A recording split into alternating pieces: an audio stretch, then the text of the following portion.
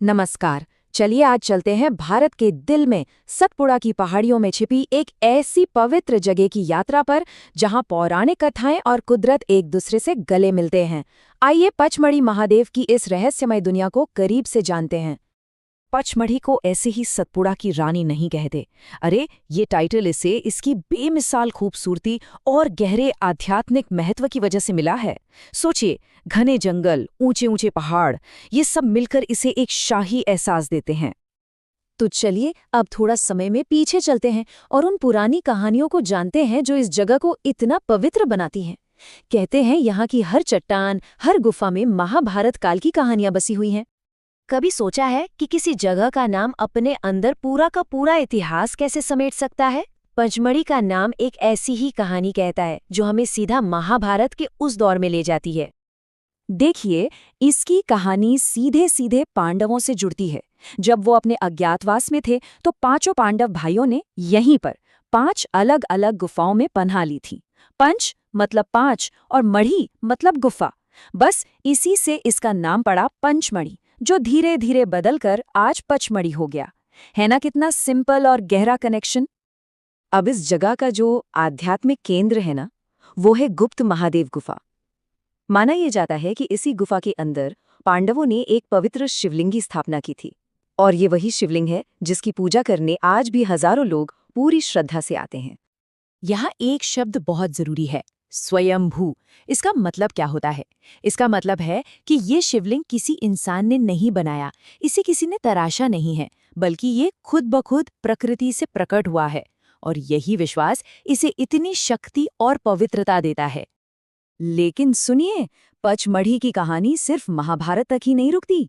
एक और पौराणिक कथा है जिसके हिसाब से खुद भगवान शिव ने भस्मासुर नाम के एक राक्षस से बचने के लिए इसी गुफा में शरण ली थी।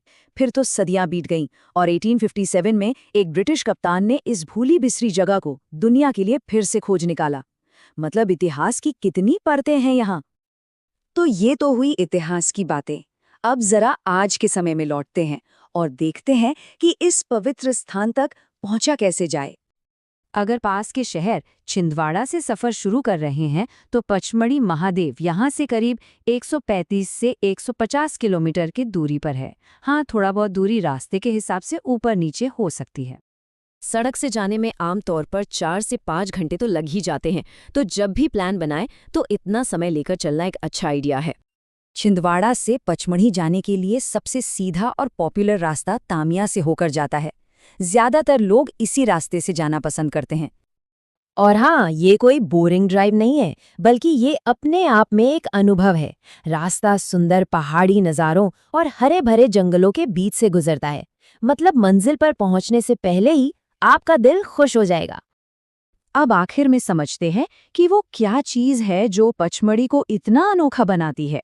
वो है आध्यात्मिकता और प्रकृति का एक शानदार संगम। बस यही वो लाइन है जो पचमढ़ी महादेव के पूरे अनुभव को एक बार में बता देती है। यहाँ आकर सच में महसूस होता है कि कैसे आस्था और प्रकृति एक दूसरे में घुल मिल गए हैं, और ये मन को एक अलग ही लेवल की शांति देता है। लेकिन असली अनुभव तो गुफा के अंदर जाने पर ही मिलता है। गुफा का रास्ता बेशक थोड़ा संकरा है, पर जैसे ही अंदर पहुंचते हैं एक कमाल की शांति और आध्यात्मिक ऊर्जा महसूस होती है। ये एक बहुत ही पर्सनल और गहरा अनुभव है।